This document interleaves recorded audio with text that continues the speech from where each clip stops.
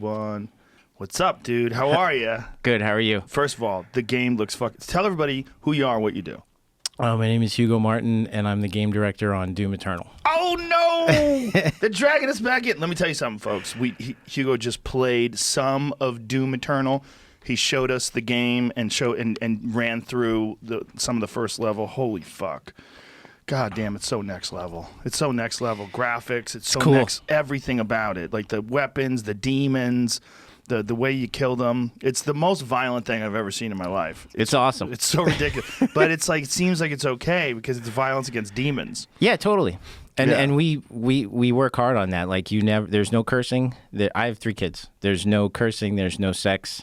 I do want it to be something that my 9-year-old could play. Don't you think it's kind of crazy that you could rip people's heads off, you could shove their arm down their throat, you could cut them in half? That's fine. Just don't use any of those naughty words, kids. Yes, because I was joking with someone the other day. It's like when I'm with my kids, like he's not going to go up to somebody and like glory kill them. But when someone Explain says... what a glory kill is, because it sounds too much like glory hole, and people are going to get really confused. So in the game, when you damage a demon enough, they will glow with like a shader on them, and that means you can go in to do a melee finisher, basically, which is like a melee attack, and you'll get health from it. And there are these really, really cool animations. And melee, we should explain, is like with your own hands. Yes. You can rip them apart or cut them in half with a sword or a chainsaw. Yes. It's And so crazy. like when my kids see that, they're not going to do that. But when they hear someone use the F word, they're like, "Oh, I could use that in everyday life," and that sucks. It's so a very interesting rationalization. I'm not buying it, but the game is awesome. And It would be cool if you had an R-rated mode that you had to like enter in your security number, social security number or something, and it'll unlock it. It shows you're over 21. that would be funny. That would be awesome. Or over 18. I feel like over 18. Yeah, and then you just hire your brother. Dude, get in here. I'll give you $5. Unlock this pitch. That would be awesome. It's cartoonish violence, though. You could see Right. it. It's very much like a cartoon. You know? Yeah, and again, you're killing monsters. It's like Yes. Walking Dead when they spike them in the head. You can't do that to a person on TV, but you could do it to a zombie. And they're demons from hell. You're doing God's work. You have to. Yes, that's right. Something have to. And we should explain that Doom was one of the very first 3D games. It was Castle Wolfenstein, right? That was like the first one with id Software. We've had Carmack in before. He's no longer with id Yes. Software. But who is Willett still there? No, he's not there anymore God either. damn it. What about Hollingshead? No. What the fuck, bro? How's it id Software? Marty Change Stratton. the name. You got a bunch of new people running it. Listen, whoever's running it, they're doing an amazing job because that game looks sick, and I'm scared. I'm scared I'm going to get sucked into it. It's awesome. The game, first of all, the gameplay, and then just the beginning sequence, the in-game like whole sequence, looks like a CGI movie. It doesn't look like gameplay. Like, remember when we used to play games, and you used to have that opening scene? There was like a video, and then it would go to the game, and the game was crude. This game is exactly like the opening scene, which is so crazy. Yeah. No pre-rendered, that everything, those are the in-game assets. That's how good they are. The team is like insane. The guys are true artists, craftsmen, you know, like they just go crazy on the details. And when you zoom in with the camera for the cinematics, they completely hold up. The rigging, like it's like a feature film. It's nuts. Are you guys there? It is right now. Let's play the The old trailer. This is the old trailer? Yeah. Yeah, this trailer's good. Just play it for people. This is humanity's chance to repent.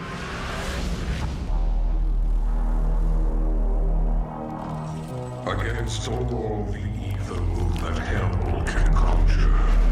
And if you're just listening, you gotta see this on YouTube. And if you're like, I'm a grown-up, I don't have time for this shit. I have an IRA and a 401k and I have kids. Me too, bitch. Me too.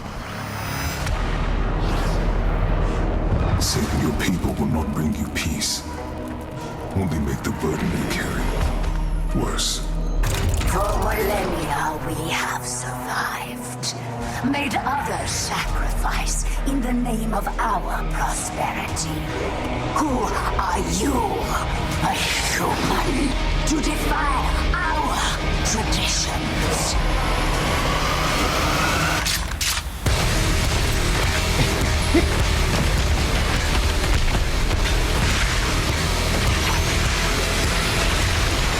Now, if you're just listening, this is just annoying music and noise. But if you're watching, it looks fucking sick. Watch this. Oh. And then it goes, bam, right in the head. Quickly, there are who would seek to stop them. Angels. Oh, there's angels too? Oh, Jesus. Who Look is at he? this. Oh, You shit. see that? So he's like the boss demon? Yeah. Whoa.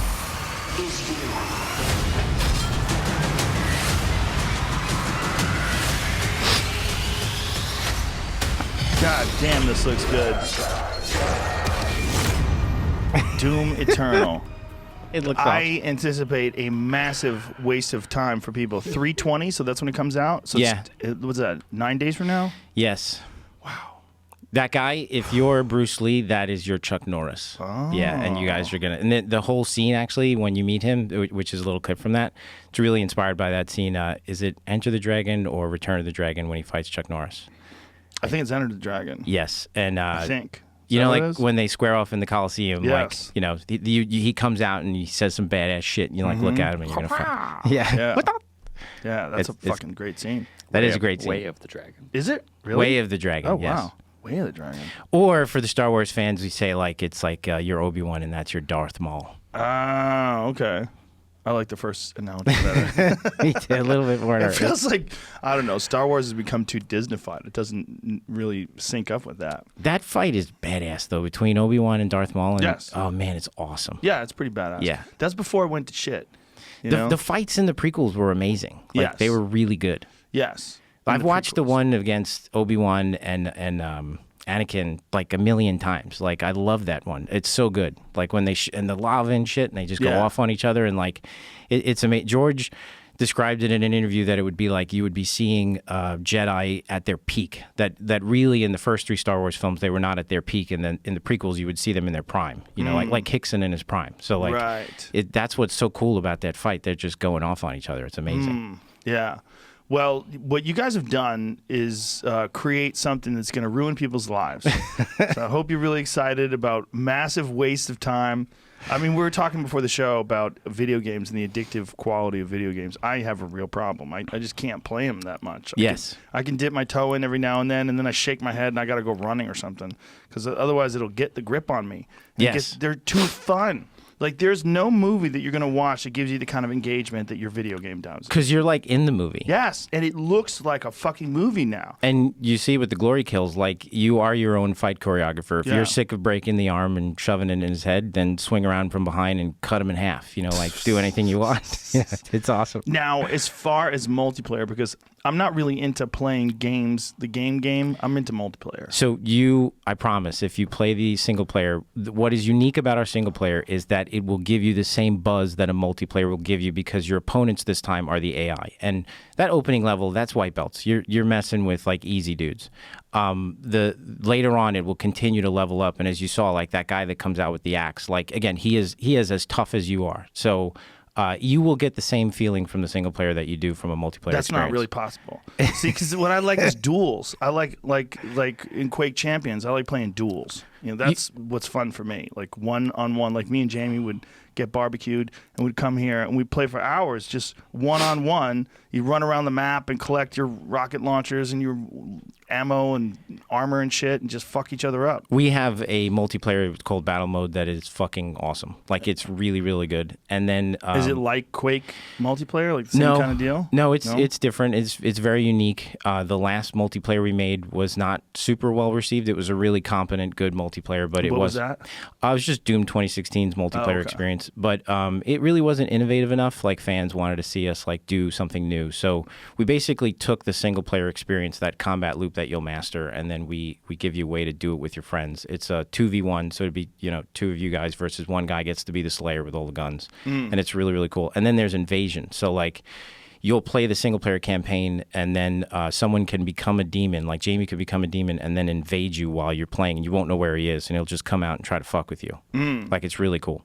But is there any one-on-one multiplayer? Invasion's kind of one-on-one, but battle mode, the closest we come to the one-on-one is 2v1. Oh, okay. That's weird. Why'd you decide 2 versus 1 instead of 1 versus 1? It's just unique, it's the balance there. No one demon can stand against the Slayer. The Doom guy is all powerful. He's got all these, he's right here. He's got all the guns and the mods, and he's got 8 guns. Why are his bicep exposed? It seems like a vulnerability. It's like a kind of He's a comic. badass. Pretty much. Well, if someone comes along and cuts his fucking arm off, it seems like that's a good spot to hit. His arms are like trees, so like They're made out of jelly donuts. they're very Cut right large. through that shit.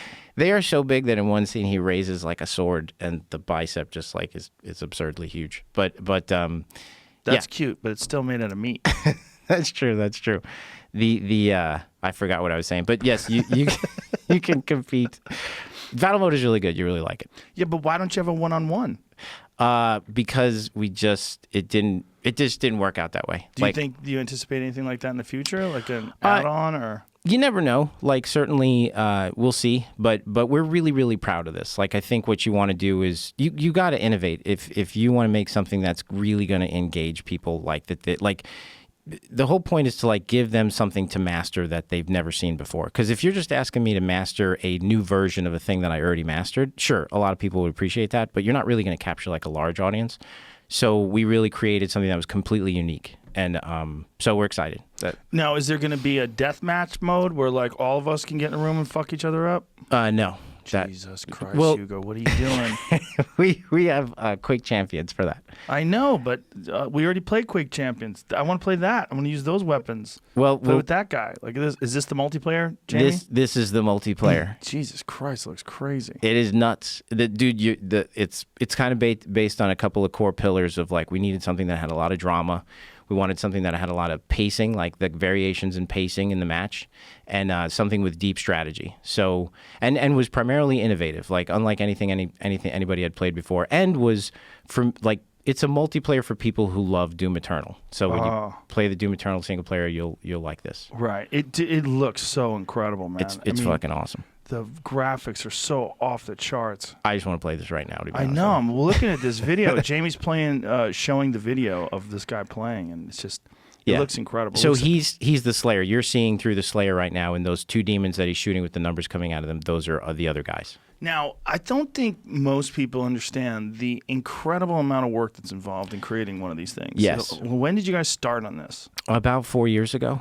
So it's been 4 years of steady work to make something like this. And happen. in 9 days, we're gonna like give it to the world. Release it. Yes, Give birth. I'm shaking. Are you? Oh my God, I'm so nervous. They just canceled E3. Yes. Everyone's scared of the goddamn coronavirus. I know. My wife says I'm going to be in quarantine at the house for 2 weeks when I come home. Because you come here? I don't think it needs to be 2 weeks. I think it's 4 days. You start showing. Look, you're sniffling already. I'm just nervous. Psychosomatic. They say that it's 4 days and you start exhibiting symptoms. So okay. I coughed at the airport and people looked at me like I felt almost wanted to apologize. I was just clearing my throat and I didn't cover my mouth and everybody was like, yeah, it was. I know everybody's on edge. Yeah. Like, meanwhile, the Comedy Store was packed last night. Dude, we went to PAX East last week with the fans, like lines of fans. And at the beginning, everybody was touching elbows. That lasted like 20 minutes, and we were just high-fiving and hugging and stuff. That's how it was at the store last night. A couple guys were like trying to give you knuckles and rub elbows. Like, get the fuck out of here. It's just we all go down together. Come on, give me a hug. Well, they say, I didn't watch that show yet with that guy that you had, but 50 and up or something, or like... It's the real problem is people with respiratory issues, people who are overweight, and people who are old. Those are the real problems. Unhealthy people. That's the real issue. That's going to be the real issue. Although Sam Harris did know a guy who's a skier who is 50, who is apparently very healthy and very fit, and he is now on a ventilator, and he was in Italy. I don't know the specifics. You know, sometimes, look, I've got the flu before, and I'm sure you have as well. And sometimes what happens is you're worn down from travel, you're worn down maybe from drinking, you're worn down from too much exercise, and then it gets you. And then if you're not, like, and this is just the common cold. And apparently, the common cold is a type of coronavirus. I don't know. Google that. Make sure that's true. But I was reading up on coronaviruses last night. I was like, what? Like, SARS is a type of coronavirus. Is this just here now forever? Like, this is a part of the world? Like, coronavirus? It's a good question. Well, Michael Osterholm, who wrote this book, Deadliest Enemy, and who was on Tuesday, on the podcast Tuesday, he opened up a lot of people's eyes as to like what the issue is and what you can do to prevent it. But those wet markets that they have in China are just bananas, man, with the fucking bats on the tables and Coronavirus are large family of viruses that cause illnesses ranging from the common cold to more severe diseases such as MERS severe or SARS. A novel coronavirus is a new strain that has not been previously identified in humans. So zoonotic, meaning they're transmitted between animals and people. So what's happening is these fucking wet markets. He was detailing how they have chickens that are in one cage and civets that are above the chickens, and the civets are shitting on the chickens, and the chickens are eating the civet shit, and it's it's just a perfect environment to create a disease that's going to jump from one species to the next. That is scary. Yeah, and he's like, and many of them have jumped to humans. I mean, all the major, whether it's avian flu, that's from birds, swine flu, obviously from pigs, they jump from farm animals or from these wet markets to people. Yeah, and they're not going to stop those wet markets. So it's like, I mean, that's how people buy their food, which is just crazy. Have you ever seen the videos and pictures of what they look like over there? No, that seems scary, though. What do you think your game is scary? You want to see what a bat looks like when it's laid out on a table? Apparently, bats are like a common thing to eat. And, bro, when you see what a bat looks like with its mouth open, it looks like it belongs in your game. That would be good. Good reference. We were looking at pictures of them yesterday, and they have a table laid out. And then even just on the raw concrete, bats laid out with their mouth open. They look cartoonish. They don't even look real. And they have no wings. Yeah, Jamie's oh my God over there. Look how big these bats. These are bats without wings. I want to say, holy shit. Holy shit, dude, that looks like a dog. They do look like Unless dogs. those are dogs. Those might be dogs. Oh, those are dogs, bro. Those are dogs. I was Jesus like- Christ. Those are dogs. Oh, those are They bats. look So like those the are same bats. thing, though. So look at the teeth on the bats. Yeah, that's Look really... at that. Look at how they all have their mouths wide open like they're trying to bite you. So, Like they die trying to kill you. and they're gonna cook those? Yes. And That is how this disease got started. Look at that guy smoking And he's cigarettes. Well, go back to him again. Let me see a big He's- picture of him. He's triple stacking the Look bad at him. behavior. Stacks of bats, smoking cigarettes. Like they're eating bats. That's crazy. Like it's just nuts, man. But this is what happens. We'll see. Look at all these chickens stacked on top of each other. When you have 1 billion people, and look at that guy sleeping on top of that Oh, cage. that Look at should these be in bats. our game, It should actually. be. That'd Yeah, be like good. if you're hungry, eat a bat. You could glory kill that thing and get health. That would be good. Apparently, SARS came from bats as well. So don't eat bats, kids. I won't. But they have to because they're starving. I mean, that's one of the things that China's doing what they have to do. There's too many people, not enough food, and a lot of what they're eating is just we wouldn't imagine eating it. Are you not traveling because of this? I'm not changing shit. Yeah, that's my wife asked me a lot. Like she was really concerned about me coming here, and I was like, dude, we got to sell the game. So I just got back from Vegas, and I was a little nervous while I was over there, but I did everything normal. I went to work out. I ate. Went to the fights, which is 20,000 people at the T-Mobile Arena. Yeah. All stuffed into this one area, and everybody was acting normal. Everybody was high-fiving and hugging, and fighters. I mean, Jesus Christ, you want to talk about people exposed? yeah. They're sweating and they're half naked. Tyson Fury's trying to lick that dude's blood. I mean, I don't think he's that worried. That was before the big outbreak. Yeah, I'm worried about old people. I'm worried about my parents for sure. I'm worried about people who are overweight. I have friends that are not healthy that maybe should lose some weight, and I'm worried about them. I'm worried about people with respiratory problems. A good friend of mine has a daughter who has cystic fibrosis. No, that's right. And he canceled his tour. Shout out to Everlast. He canceled his tour because of that. I mean, but he's got, a real concern. I mean, his daughter has a pretty serious lung condition. That is really scary. It's horrible. Yeah, and so, look, he's got no choice. He has to stay home and play it safe. And I think a lot of people are going to do that. It's going to be interesting to see how the government handles it. Because one of the things about love or hate Trump, he's willing to do some shit that a lot of people would think would be unpopular, like close down traffic. Yeah. Close down flights coming in from other countries that are infected, that have high rates of infection. I wonder what they're going to do. And I think something really radical has to be done to try to slow down this fucking illness. But I don't know what they can do, So honestly. are we waiting for it to... I got to watch the show with this guy. Are we waiting for it to go away? Like, I read a quote that, like, when the weather changes, it'll stop or something. That's horseshit. Yeah, Michael Osterholm set us straight on that. That's nonsense. He's like, it's not going to have any effect on it. What happens is it just runs through the population, and people develop immune systems that can handle it. You develop an immunity once you catch it. And for many people, it's just going to be like a bad cold.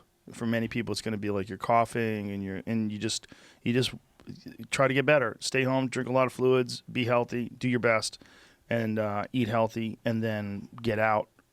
You're going to have an immunity to it, and that's what's going to happen on the other end. I saw one guy, he had it, and it was fairly mild, and then they quarantined, and he got over it. He was getting over it and getting better, and then they quarantined him with a bunch of people that also had it, and then he got it even worse, which is interesting, because I was like, I wonder how he got it again, and I guess probably his immunity wasn't fully developed yet, and then it just overwhelmed his immune system, because there was, he's basically quarantined with a bunch of other people that were really, really sick. But he got through it, and he was talking about it, and all these poor people that are stuck on boats. Oh, my God. It's crazy. This is going to kill the cruise ship industry. Yeah. I guarantee you that. We just went on vacation, and I have to say, traveling and we went to this vacation spot. There's nobody there. It's kind of nice. If you go to Hawaii right now, whoa, you got the whole beach to yourself. We had everything to ourselves. Yeah. It was amazing. Yeah. I wonder how this is going to play out. I really do. We go you're even at our hotel eating at the buffets and stuff. But to your point, I'm just like, fuck it. What are we going to do? They're closing down buffets. It's one of the things they're doing in Vegas. They're closing down buffets. Yeah, those buffets are huge. I haven't been to Vegas too many times, but the one time I was there, I had a pretty crazy buffet. Yeah, I mean, all you can eat. You just fucking pig out. Yeah. Some of those but that's also how they do it on a lot of cruise ships. They have buffets. I only went on one cruise ship, and by the end, I wanted to throw up. Oh my God. Because the first day, you're like, the food's amazing. Yeah. But it's so buttery, gross. And It's like being stuck on an apartment building filled with drunks, but you're all on the roof, and if you jump off the side, you're definitely dead. yes. That's And what it's like. They're 'cause- feeding you the fattiest, grossest, but tasty food. Yeah. Oh, Well, if man. you're looking to get fat, that's your move. Some people are just, fuck it, let's go all in. But I just recently lost 20 pounds. did you? Yeah. What'd you do? Well, I was 226, and that was fun, especially, I mentioned earlier, like doing jiu-jitsu, but my Fun just because you could pin people down easier? it- Extra weight? more weight to throw around, I guess. Did Yeah. you get tired easier, though? I did. There's definitely been benefits to losing weight that I actually really like, but my blood pressure and my cholesterol was really high. So, What did you do to lose the weight? well, I went to a really, I gained that weight just from eating like an idiot. I had really bad eating habits, and I had no idea. I didn't know you weren't supposed to eat a shit ton of pasta before you go to bed. And You didn't know? How old are you? I'm 43. I don't know. How do you not know that? I make video games. I don't know what the fuck's going on. So, I know how to do glory kills. So, Listen, man, I woke up this morning with acid reflux. Not really, but it felt gross because I ate 2 tins of sardines last night before I went to bed. Yeah, so I'm not smart either. I went to a nutritionist, and she just kind of coached me on basic stuff, and it was remarkable how much weight I lost just by not being, stupid. You got to just go to bed hungry. Yes. You're way better off going to bed hungry than eating a big meal before you go to bed. But I come home from the Comedy Store, and it's late and no one's home. I've just become an idiot. I just start eating. That's exactly. And then I go right to sleep. I would crunch on the game and be at the office late, come home, and my wife would make something amazing, but I missed dinner, and it's like, I want to fucking eat it. It looks right awesome. there. Yeah. Yeah. But that made me super fat, and it wasn't very. But I was working out a lot, so it was actually, and doing jiu-jitsu, so it was fun being of a larger size, but I'm not supposed to be that big. It wasn't good. My numbers are all much better now. That's great. And the nutritionist, what did she change? I kept a food diary, and she read it and just laughed. She's like, you eat like you're 13. I was like, Well, I work on things for 13-year-olds. that's it, pretty much. Yeah. And I just really, when I was a kid, it was finish your food, clean up your plate, just wipe up every last bit. Watching my dad, he's Argentinian, piles of fucking steak, just, I thought that's how people ate. And That's how you're supposed to eat. yeah, but not at 11 o'clock at night, I guess. Yeah. I just don't think you're supposed to eat and then go to sleep. It's just not a I didn't smart move. do a vegan thing. I asked her that. I was like, should I not eat? She's like, no, it's kind of the basic stuff. I eat the little bit of all these food groups, and I just eat in moderation. Also, when I moved to Texas, Asian food scene there is amazing, and Oh, really? it's fucking amazing. In Dallas? Like, what kind of Asian food? Vietnamese food is outrageous. The Taiwanese beef noodle soup is fucking, which is like Chinese ramen. That's interesting that it's in Dallas. Yeah, I didn't know that either. Dallas is culturally super diverse. Dallas is a fucking great city. It's awesome. It is a great city. I was just there 2 weeks ago. The food I love is it so there. good. I love it there. If it's bad for you, they have perfected it. That's for Yeah. sure. In my first week there, I went to the Texas Fair and I had fried pumpkin pie with a scoop of ice cream and hot chocolate, and it was like the best fucking thing I've ever had in my life. But it's so bad for you, and so it just Fried pumpkin pie. it was good. They don't play games in Texas. No, the whole fair is just fried stuff. Well, fairs are ridiculous. Yeah, Just going to a fair is ridiculous. Just you're gonna get fat just walking through the gates. I did, it definitely. And then honestly, like the work was so intense by my own doing. I was so into making Doom, and still am. But I had to balance it out. Like I think I was reaching a milestone of like learning how to eat better and sleep right. Like I was just acting like I was still in college. And how many hours a day are you guys working? Because when I was friends with the id guys, this was like Quake 3 before it came out, like way back then. I was friends with those guys, and when I was doing gigs in Dallas, I'd go to id Studios and they'd show me all the stuff. They Yeah. told me, it was pretty awesome. I'm embarrassed that I'm coming here and I'm not good at Quake. So like, I was like, shit, he's gonna totally give me garbage. No, it's okay. But you play with a controller. We should tell people you play with an Xbox controller, which is quite embarrassing. Well, I'm pretty good with it though. But how do you not use a mouse and keyboard? I do sometimes. But that's probably why you're not good at Quake. Well, Quake, Jamie and I were bonding over this. When Quake came out, I was in art school and everybody was using Apple products. So, Right.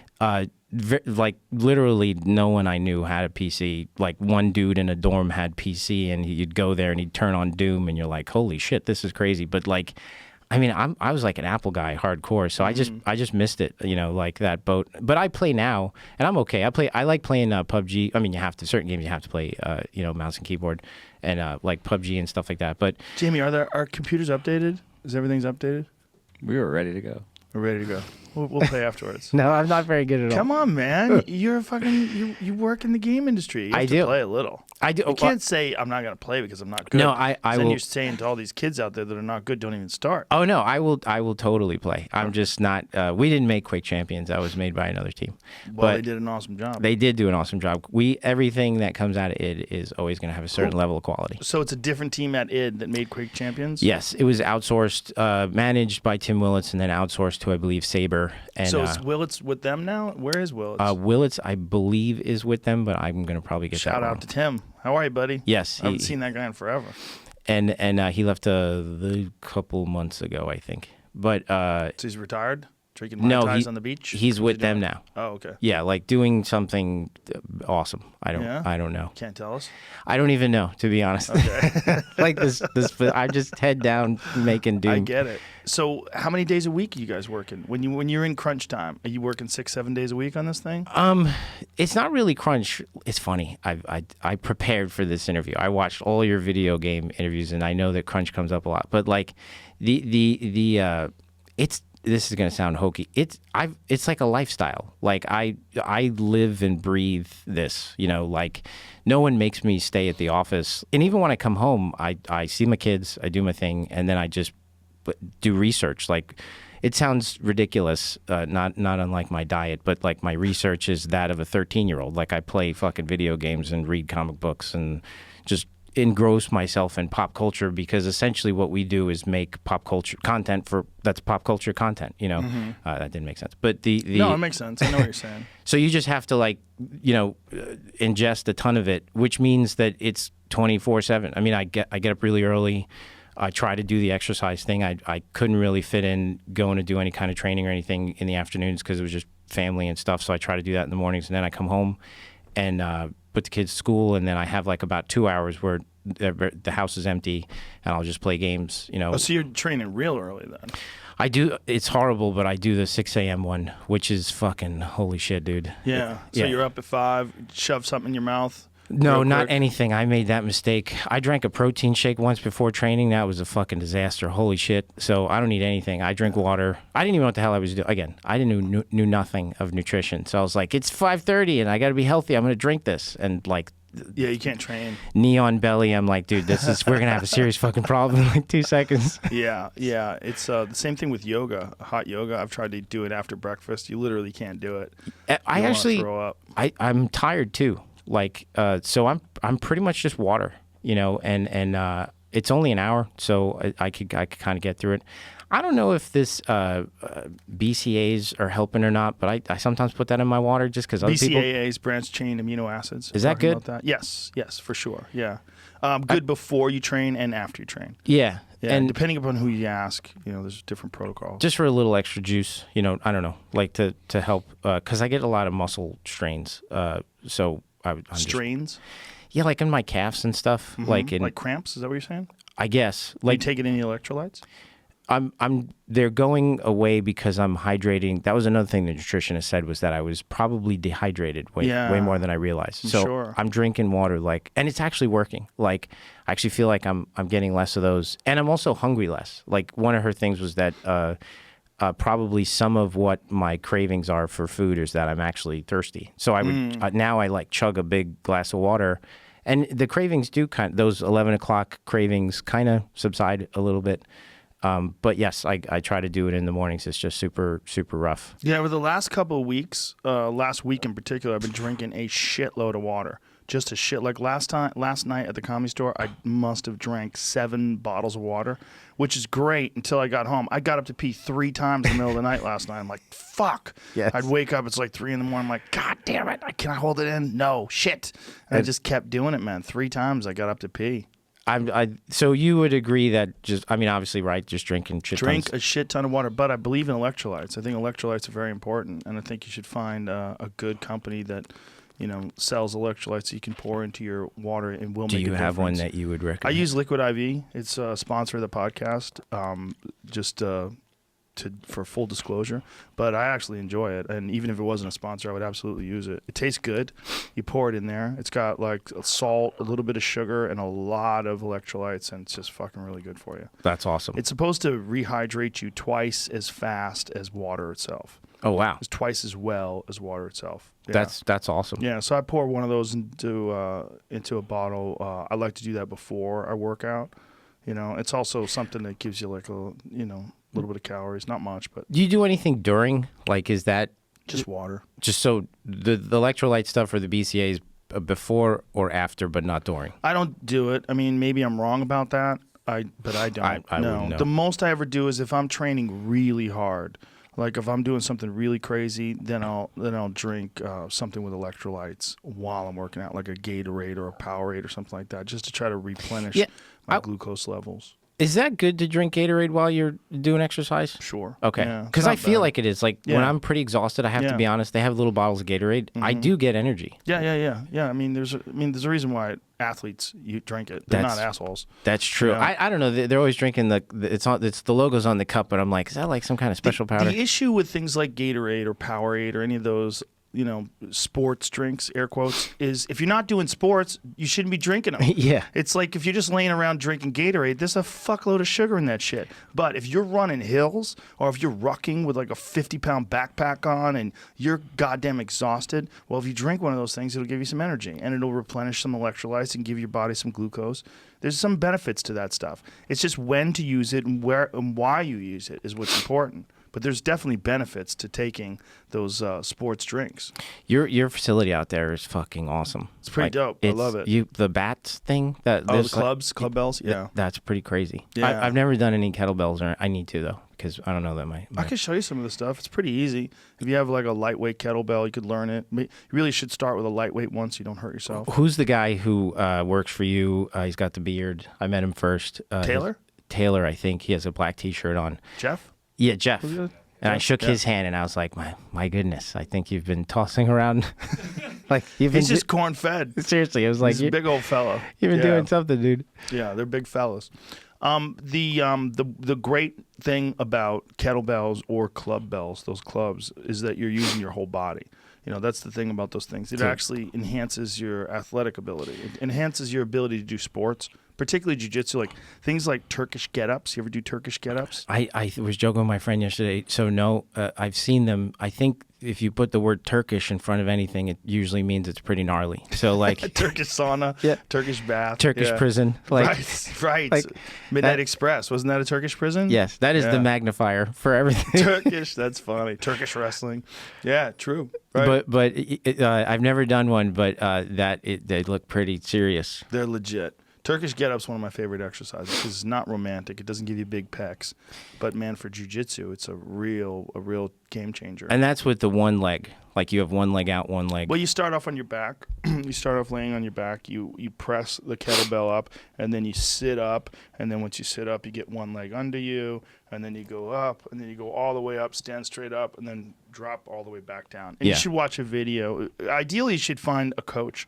and have someone correct all your form so that you have it down, and then you can do it on your own. But the beautiful thing about that is, like, you could have a kettlebell and you sit in your office and just for 5 minutes, just do Turkish Get-Ups for 5 minutes and do it a couple times a day, and it'll change your body. That's it'll change awesome. your core strength and your shoulder strength and your shoulder stability because you got this thing overhead at the end of it, and then you're dropping it back down and you know, resting your body back down and starting all over again. It's a very difficult exercise.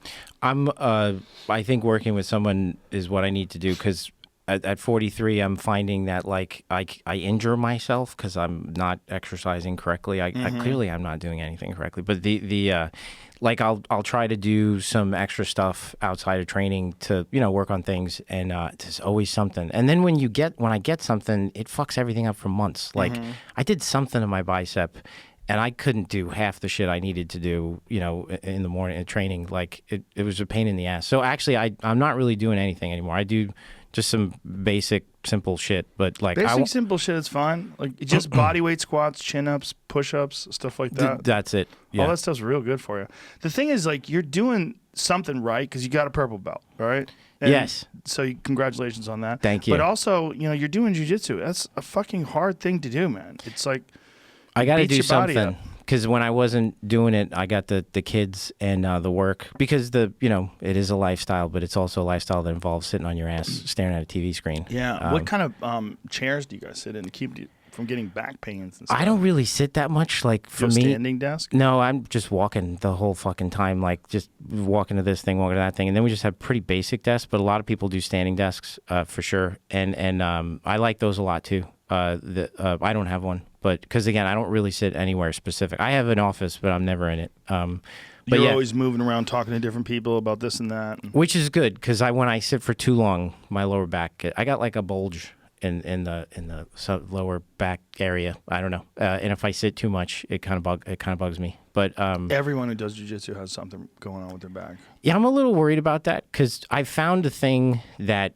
you get the kids, and before it, I was like, roughhousing with them, and you're fucking breathing heavy, and it's just like shit, dude. And so I'm like, what can I do? I'm like, I don't fucking like basketball. I think running sucks. Like, I don't want to just work out. Like, so I did this, and it became a fun, engaging way to get healthy. Like, It's a game. You're playing a game. it's all, like it cleans up everything. Yeah. Like I can't eat shitty food because I'm gonna feel like shit on the Right. mat. So You're gonna like, you're gonna it get had this strangled. ripple effect in my life that was fucking amazing. Yeah. And a really healthy pursuit. But the back thing, is that guaranteed that like? Well, there's things you can do to mitigate it, and I'll show you some of the things that we have here. A machine called the Reverse Hyper. Unfortunately, this just came up on a podcast yesterday as well. Reverse Hyper machine, which is a great machine for strengthening your lower back. And then there's one of my sponsors is Teeter. They make those inversion tables, and they have this thing called the Dex, and it's like you bend over. It's a DEXX. Is that what it is? Just 1X, and you bend over at the waist, and it just like decompresses your spine and relaxes everything. To Yeah. just separate. I'll Like show the, it to you afterwards. I'll show it to you afterwards. Because I want to keep doing it for health reasons. Yeah, Like no, for I found sure. something that is a good it adds something to my life in a healthy way. Yeah, So, I love it. It's awesome, but it does beat you up. There's Are you- no I ifs, ands, or buts about it. I've seen you wearing your gi in some pictures. Are you wearing your gi again and training more with your gi? Or did you always train with your gi, or like? Well, I trained with the gi and no gi. I have a black belt in both. I know, but like it seemed, I could be completely wrong. It seemed like you were doing a lot of no gi for a while. A lot of no gi, yeah. But lately, it seems like you're wearing the gi again. But I could be completely wrong. No, I think both are good. I think there's nothing wrong with the gi. What the gi teaches you is defensive postures. It teaches you defensive techniques better because you can't pull out of everything. So you have to do everything with proper technique. You can't just, because when everything gets slippery and snow gi, you just pull out of stuff. Sure. But you can't do that if someone has a hold of your sleeves and they get their fist fully wrapped in there. Like, you're not getting out, and then you're just going to get deeper in. You got to use technique. You got to use the proper defense. Do you have a preference, or just it's all good? I think both are good. Look, if you live in a place where people are wearing winter coats, learning how to fight with a gi is great. Yeah. Because, you grab a coat. I mean, a coat is like a weapon that a person's wearing on them. Like, you use their own coat against them. I saw a great podcast clip with you and Guy Ritchie, and you were staring at his tie, and you were like salivating because yeah, like thing with ties. I always tell people, man, if you have a tie, you should have like a Velcro thing in the back. Just take a nice tie, put it on, tighten it up, and then snip the back, and then sew in some Velcro so it seals up like this, so that if you could just, someone yanks on your neck, it just pulls that tie off. Yes, that's just put on Paranoid. Totally. But I mean, your collar itself, right? Like, yeah. A good shirt collar, you could choke someone with that. You do an Ezekiel choke with that. I like the community. With your sleeves, you could use your own sleeves. You could collar choking someone, one of those chokes with a good, like, stiff dress shirt. You can get in there pretty deep. Collar choking somebody with a dress shirt on, that would be pretty sick. You totally could. Yeah. But with a jacket, like a leather coat, that person's a dead man. Like, if you had a street fight with a judo player and you're wearing a leather jacket, good luck. Yeah. You're going to get thrown in your head. Our head instructor does a lot of judo stuff, and his fucking grip is, oh my goodness. Yeah, they have crazy core strength, too. Those guys have crazy upper body and core strength because they're so used to just, everything is throwing you and But you, like, when they're demoing and they grab your collar and you're just like, what the fuck, dude? Like, I'll never get this off. Hand strength. Yeah, a lot of them, what they do is they take gis or towels and they throw it over a chin-up bar, and they do chin-ups by just holding onto the towel or holding onto the gi. There's a wiry, like, every muscle is, like, taut with those guys, Yeah. Like, it's crazy. Even if they look skinny, like, like, they grab a hold of you, you're like, holy shit, dude. Well, you look at their hands and you see their knuckles are all inflamed. God. Yeah. Every knuckle, like, sticks out that far. You see it a lot with jiu-jitsu guys. That's as well. the truth. Like, the ears, totally telltale sign, don't fuck with that guy. But if the knuckles are fucked up, you should just do whatever that person says. Like, have you seen Megaton Diaz's hands? Dude, holy shit. Yeah. They're like, I mean, see if you can find an image of Megaton Diaz. Is that arthritis? Is that what that is? Yeah. So is he like so he's in pain. Well, I don't know. I mean, you'd have to ask him, but goddamn, that guy will rip your neck right off. Oh, like my God. One of them Steven Seagal movies. They could do it for real. Like Roadhouse. I was just going to say that. Yes. Dude, that's like one of my favorite movies. Like, that scene when he does that, that bad guy is fucking crazy. Like, I used to fuck guys like you in prison. I remember being a kid being like, holy God. Jesus God. That movie's so good in all the worst ways. See, look at Megaton Diaz's hands. Yeah, look at his knuckles. So that's just one image of him. There's a bunch of images of him with his knuckles. Yes. His hands are just gnarly. And there's a lot of jiu-jitsu guys like that. You know what is so? It's been said a million times. They are also the community around it is. That's another part that I really fell in love with because it's like dad jitsu where I go. Like we all want to get in shape, and there's younger guys who are really athletic and old. We have one woman who's 72 because her son is there, and her son's a fucking beast, and he fucking did this to me. But it's just awesome. Like we're all trying to get healthy and we're learning shit and we're helping each other. Like it's That's fucking great. Yeah, it's fucking great, dude. I love it. Yeah, it's an awesome way to exercise. I'm wondering if one day they're going to be able to figure out some sort of a virtual reality learning game. That's one of the things that I talked with Carmack about. And I was like, I see, because Carmack has done some martial arts himself, and I was like, I see he's actually very good at judo and jiu-jitsu, and he's really talented. Apparently he choked somebody out at the office once. I think the person asked for it, but there's some story of like they wanted to see if John could do it, and he was like, okay, and just like like a robot. Okay, I'll choke you out now. Yeah. I overlapped with him by like a month, and he said one thing to me, and it was pretty cool. He told me not to put greats in the game because they don't look good. And I was like, yes, sir. That will never happen. Grates. Something like to do... on, like grates that you would run on? Something with greats, when you look at them at an angle, they like do... All the tech guys right now are like, Jesus, Hugo. Like, it's very specific. But yeah, he just told me not to do that. And I was like, I will not. That's all he told you? Yes. He's super nice. I didn't know what to say to him. Like, I had no reason. I didn't want to bother him. Look, that's me and him. That is awesome. Yeah. He is... The dude's legit. The founders of id, John Romero, that guy, like, I mean, I really feel like we're standing on the shoulders of geniuses when we make this game. Like, a lot of what makes Doom Eternal good is what they did in their game. Like, the rocket launcher is such a well-balanced weapon in the original Doom game, and we took a lot of inspiration from that. And the fucking characters are so well designed, the Pinky and the Cacodemon and the sounds they make. The game still holds up to this day. It does. Like, straight fucking legit geniuses. Even with the clunky old school graphics, it's still very immersive. It's actually adds to the charm, because when you look at it now, it just looks like a fucked up Saturday morning cartoon. Seriously, it's like something they would make on Adult Swim, Yeah, well, Quake 1 became a big hit even after Quake 2 and Quake 3. A lot of guys went back to Quake 1 because it was like a faster game.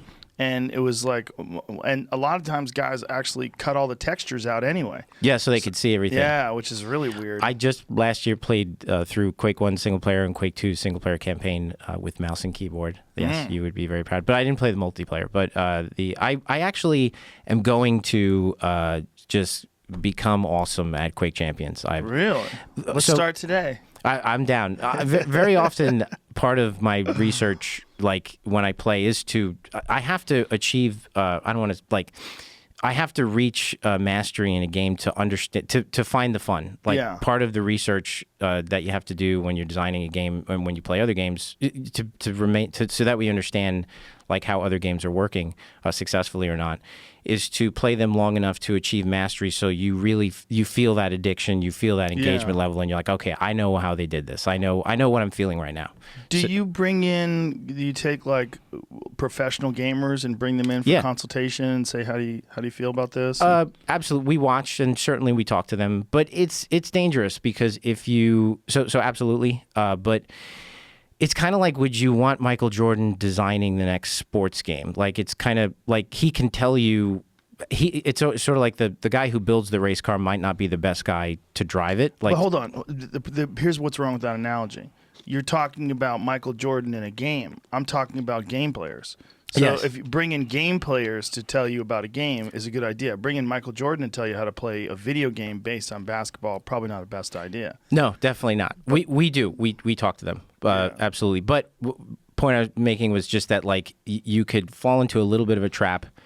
It's absolutely part of the process. It's the smart thing to do. Again, like, if you're building a race car, you go talk to race car drivers and say, like, how does it feel? What do you think? Like, well, this is loose. That feels odd. Okay, we'll go fix it, So how does a game like Doom Eternal start? Does it start? It starts with a meeting. You say, hey, we are thinking about doing this. What do you think? And then how does it get the green light? How does a game like that get going? Were you there from the very beginning? Yes, we have a green light. I've been there for 7-8 years now. So what happens?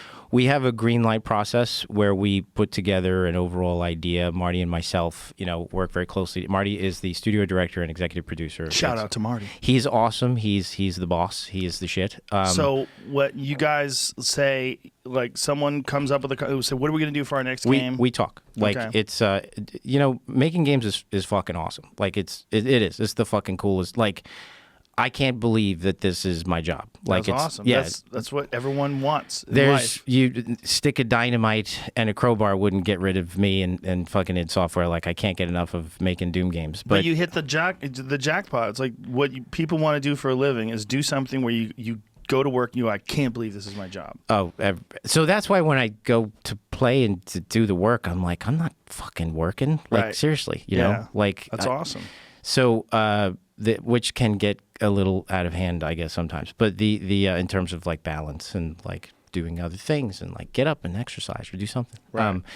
But me and Marty, we talk quite a bit, and it's commercial art. It's business and art and creativity coming together, and we have a schedule and we have to work out the budgets and stuff like that. But ultimately we begin with like a conversation about like what it is we want to do. We're talking all the time, he and I, about stuff. And then we talk to other, people on the team. But essentially it begins with the executive producer and the director of the project getting together and talking.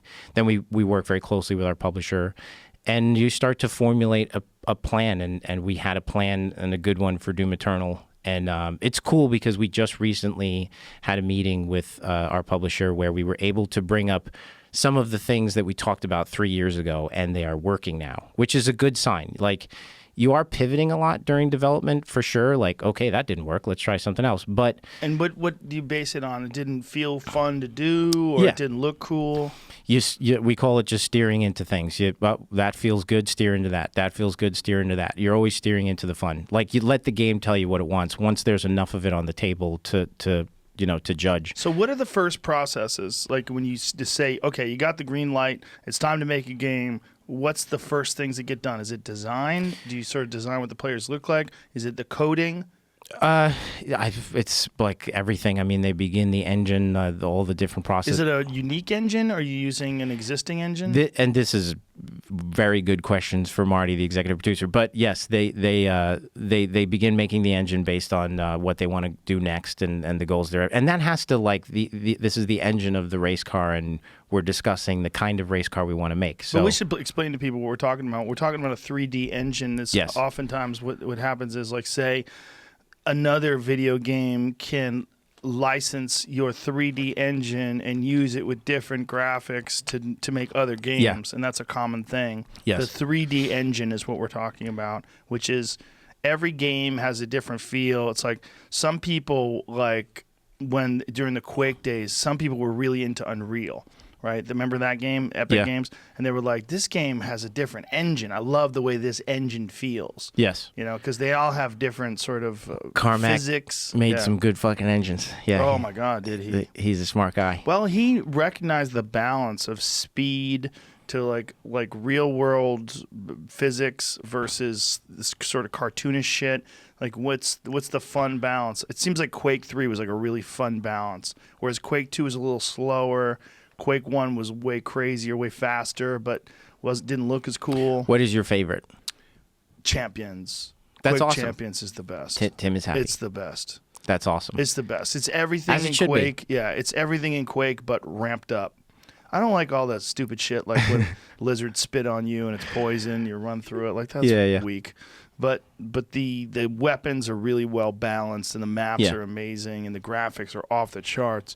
The graphics are so cool. Like, while you're playing it, you're like, what the fuck? Dude, it's crazy. And the artists are so amazing. I mean, the work they do is so inspiring. That's the coolest thing. Like, you love what you do. You love the medium that you work in. I feel so fortunate because, and I speak for all of us at the team, we fucking love the type of game we make. I mean, you just saw it, dude. It's so cool. It's fucking absurd. It's like so an cool. R-rated psycho cartoon, but it's not mean-spirited. That's what I really like about it. Like, it's kind of it's cool. It's like fun. It's fun. That was actually our main focus. And you're killing demons. Like, that's it's fine. It's just like Walking Dead. You're allowed to kill the zombies. Don't feel bad. The whole purpose is to make something we talk about quite a bit, like the emotional response of the consumer, like how you feel when you play something, and we want you to smile. Like, certain games, they want you to be scared, which is good. Survival horror games, I'm on my heels. I'm like, oh my God, what's around the corner?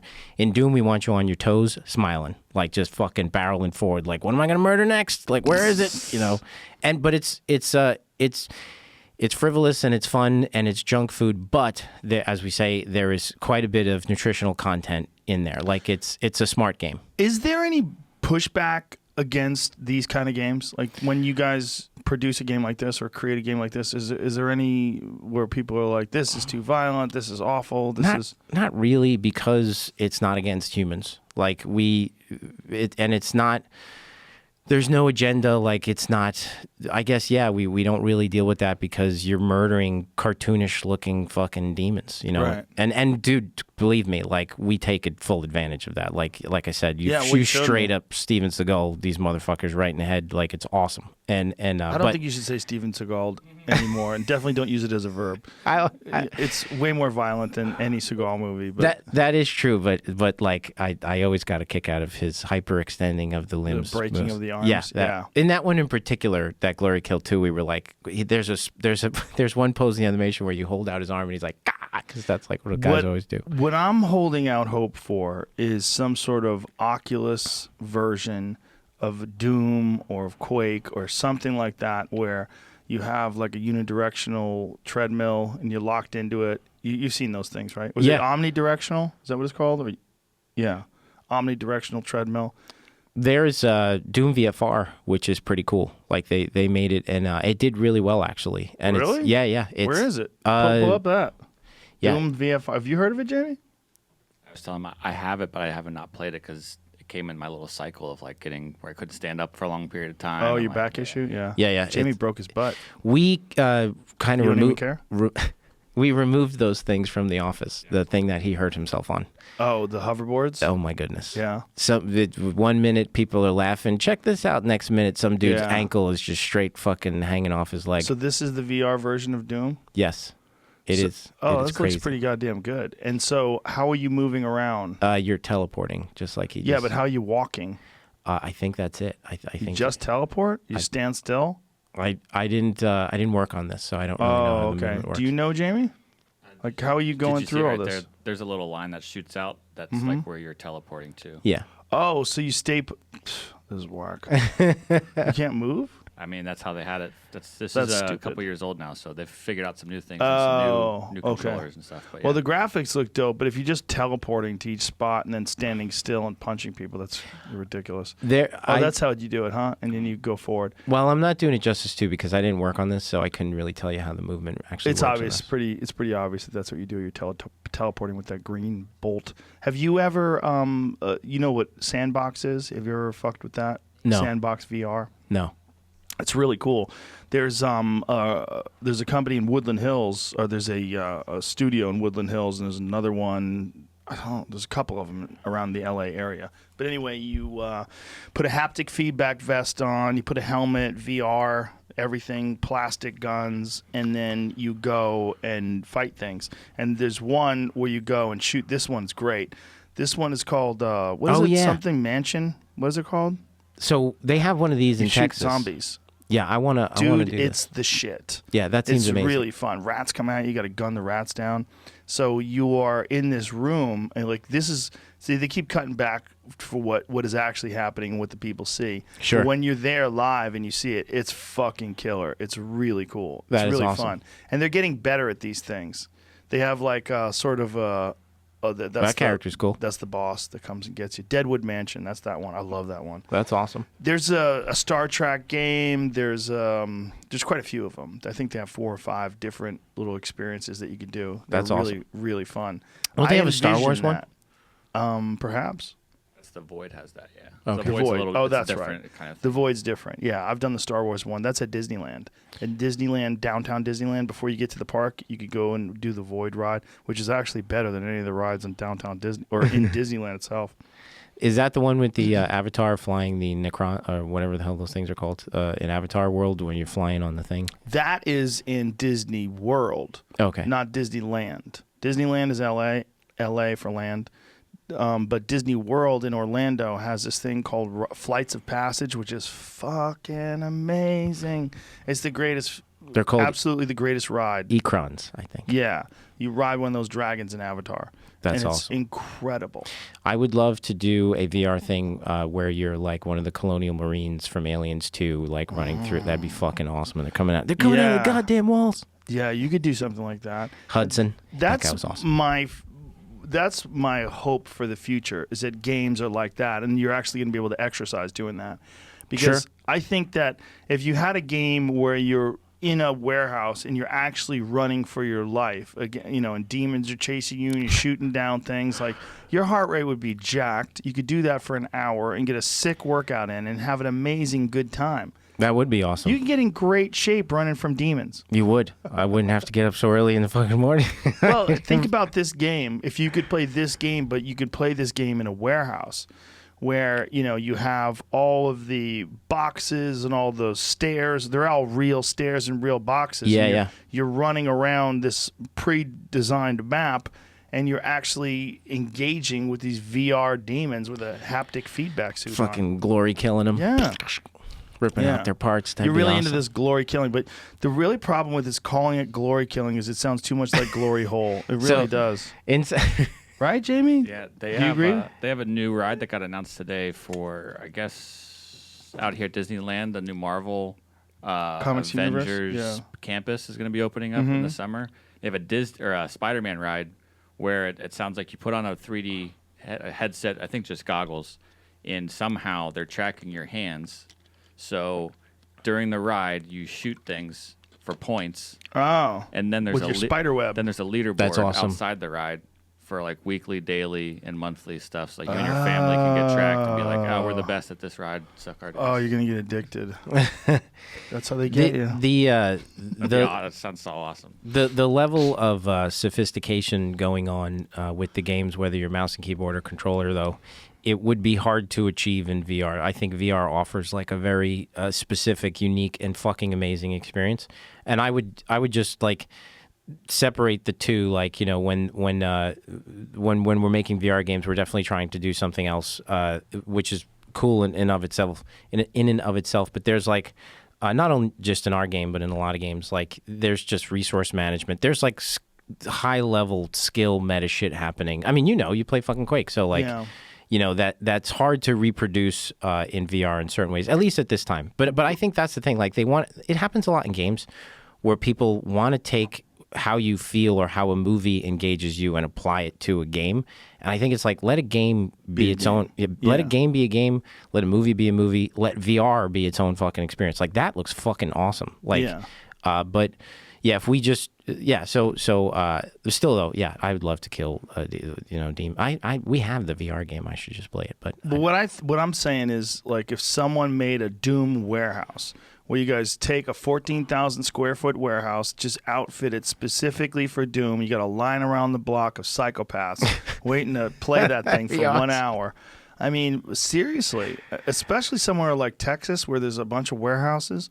Like you can find some warehouse district where you can get 3 or 4 of them and set them up for different maps in the game. That'd be fucking awesome. God damn, man. I mean, they're real close to being able to do something like that where it would be really accurate too, where you could have like a laser sight on your rifle and you could see things through your goggles and that'd be fucking badass. Although it's the future. It is. It's the future, Hugo. It's a lame. Well, it's not lame. Carmack can do anything he wants, but he's doing AI now. Like he's not doing VR anymore. I heard he was just consulting with Oculus, but now he's pursuing AI. Well, let's be honest. He's too smart.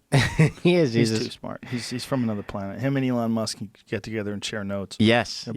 They're both super wizards. Yeah, totally. He's. I'm sure he feels challenged by AI. Yeah. And he likes a challenge. He's a very interesting guy to talk to too. I really enjoyed talking to him. Yeah, he is awesome. And you really think about what he's accomplished in the world of video games. I mean, he's the Mac Daddy. Amazing. He really is. He's the guy who started it all. Really, if you enjoy 3D games, that's the guy. That's why working at id Software, and he totally is the guy. And along with the rest of them too, like Romero and those guys, like that group. That's. Do you know him? Do you know John Romero? I've met him a couple times. That Daikatana game, he took a lot of shit for that game. That was a fun game. Yeah. It took way too long, and there was a lot of bugs in it and all that good stuff. But dude, I played it when it came out. I was like, this game is fucking badass. That guy is all of them. They're like the Beatles, See, it was like Daikatana was like the physics of Quake 1, but with the graphics of that era. See if you can find a video of a Daikatana in game. It was a fun game, and I was like, this might catch on, but people were down on it before it ever came out. There was so much shit talk about it because it took so long and cost so much money, and they had these giant offices in Dallas with this huge penthouse. Yeah. They're spending so much money. I personally think They some of the best work that they. Yeah, look at that. No, this game was made by just. That's a Listen to little that guy dark. talking. Yeah, this image right here is dark. Yeah. This is not the best video in terms of like what you're able to see in-game stuff. Yeah. There was a lot of hype and certainly that's See if there's some other video because that's like so dark you can't see anything. Is that it? Man, it was hard to Online? Yeah. On the internet? bring up a bunch of other stuff. Oh yeah. I think the best work that they did was when they were all together. Yes. Like keeping the band together. Mm-hmm. That honestly, it's making games is definitely a team sport, and you got to have everybody working together really well if you want to pull it off. You also have to have like Division I pro athletes. I mean, Yeah, not yeah. pro. You know, I mean, Rock stars. Division I's not a good idea.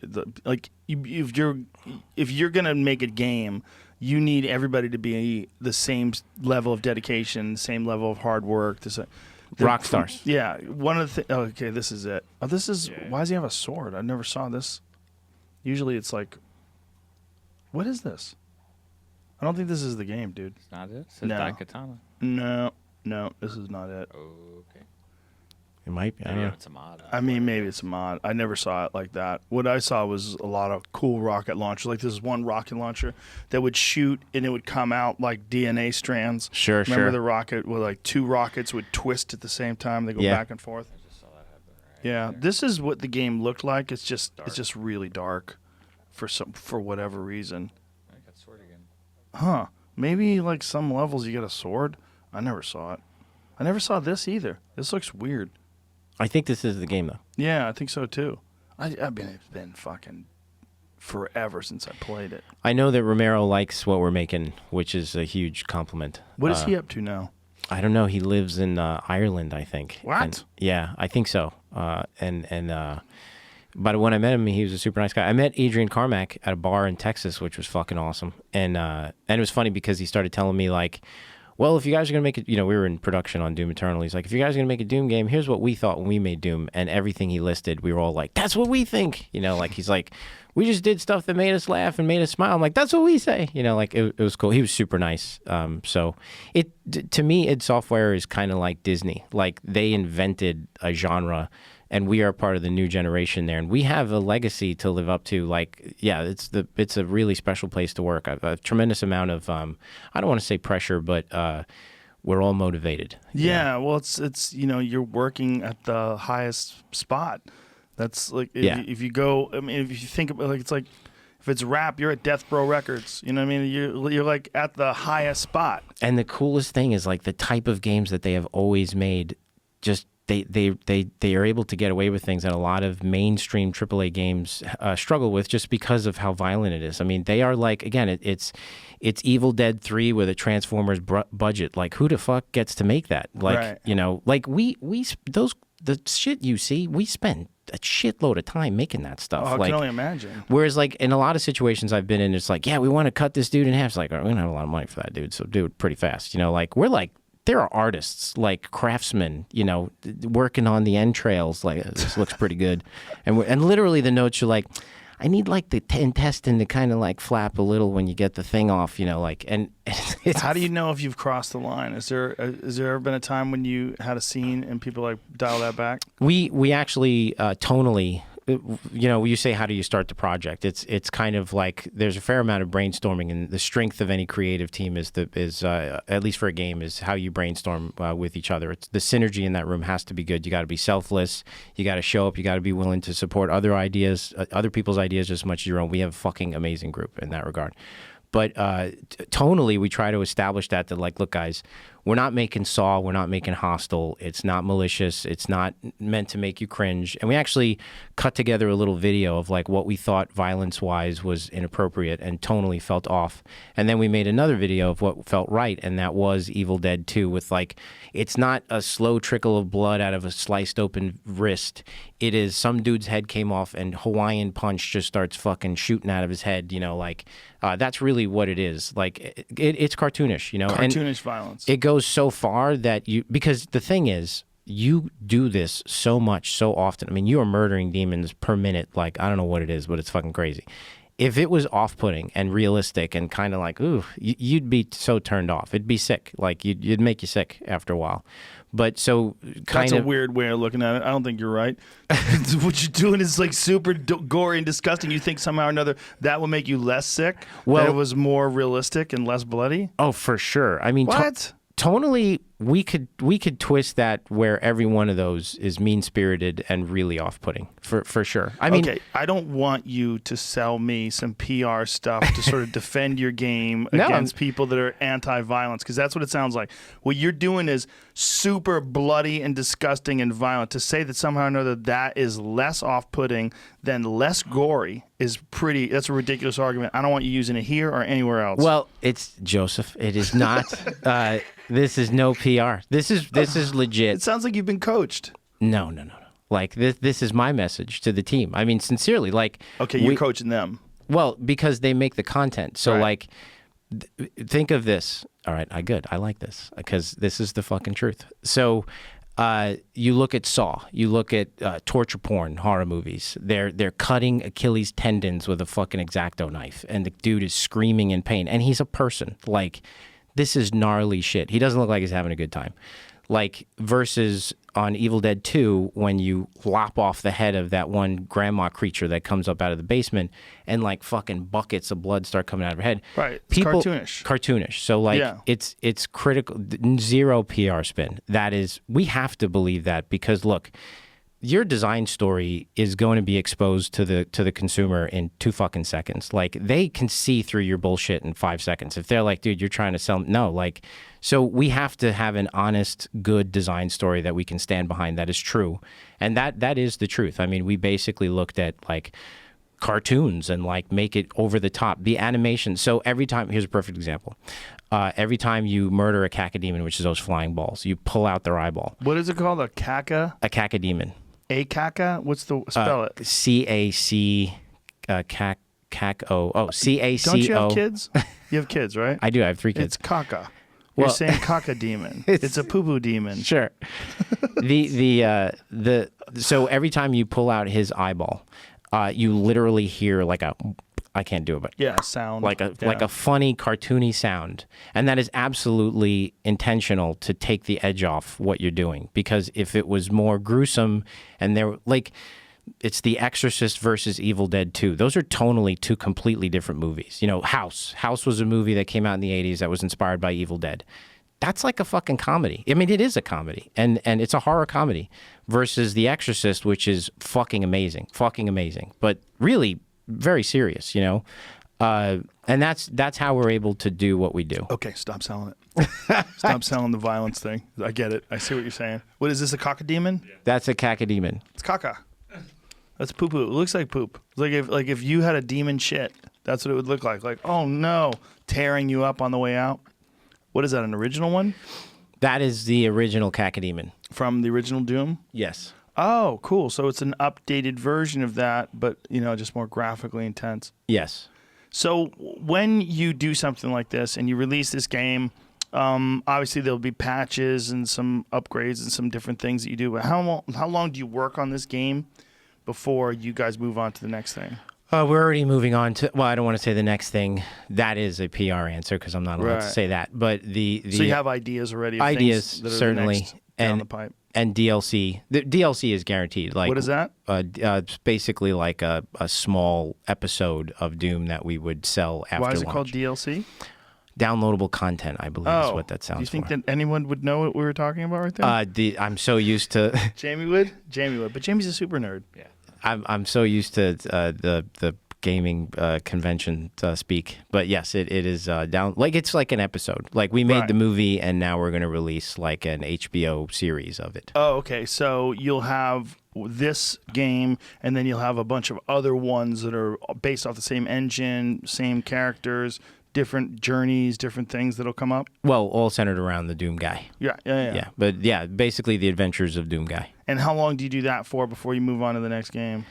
It's hard to say. You know, certainly we're always kind of dual tracking things and talking, and, you know, always, you know, because you never know when the cool idea is going to come along, and you're kind of jotting down notes. I always have kind of my notepad out, just thinking about stuff. Like, you never know when it's going to something cool. You know, you're playing something or you see something or watch something. So, and then we keep those conversations going on the side and see how it goes. So is there do you guys like keep your eye open for like where VR is headed and things like that and go, well, not yet. We're not ready for that yet. But one day down the road, we'll have something like that. Kind of a different, again, like we're like, it's sort of like with cars. I went to school for automotive design. And, really? Yeah. I went How'd to you wind up in video games? just because I love video games, you know, the training in automotive design at art. Have you ever been to Art Center? No. Dude, you should fucking go. It's fucking Where is awesome. it? It's in Pasadena, and it's okay. It's like the Harvard of design schools. Like it's amazing, and they do cars there and products, but the cars that they have on display, you know, the big clay models about that big, they're fucking amazing, and really really amazing place. You know, the design process that you learn there, you can apply to kind of anything. I would shouldn't say anything, but a lot of things. Certainly a video game, for sure. Because it's just kind of it's actually the questions you're asking, which is like, how do you start from nothing to something? You know, like that involves large groups of people, and you kind of learn that there. I forgot your original question, but it's like you know. So I use a lot of car analogies at the office, quite a bit, and it's kind of like we make a race car. And if VR is something else, that's like an SUV, that's like just another kind of car. So like we kind of perfected how to make race cars, and it's been doing it since the 90s. So like Doom Eternal is just another race car and a fleet. I understand what you're saying. I'm just thinking that as augmented reality and then virtual reality become more and more accessible to consumers, I'm wondering, you know, like where video games are headed. I'm wondering if you think that's where they're headed, or if you think there's always going to be a place for them on an actual video game. I think on an actual computer, rather. I think there'll always be a place for them in the actual video game. I think that's where my focus is. Other people like Carmack are looking to see where, well, not anymore, but where video games were going to go next. But I am fully focused on where they are now and how to make what they are now better. Well, For sure. listen, man, you guys did a fucking amazing job. It looks really cool. Thank you. It looks really fun, and I'm sure people are going to waste massive chunks of their life and get a tremendous amount of entertainment out of it. I hope so. Anything else to tell us? We can go play now. Let's Oh, go really? Play. Yeah. That Quick Champions? Yeah. Anything else? I We're don't. good? I don't think so. I don't know. So it's out. Oh, in- it's March 20th. Yes, Doom Eternal coming out March 20th. Yeah. So not long, folks. Get your sweaty little hands ready, and we'll be available for PC, Xbox, everywhere at the same time. all the platforms, everything. You know, absolutely. Yeah. All right. Beautiful. Full tilt. All right, man. Well, thanks for being here. Appreciate you. Thank you very much. Thanks for doing what you do. You've wasted a lot of people's time. It's awesome. Thank you. Thank you very much. Bye, everybody.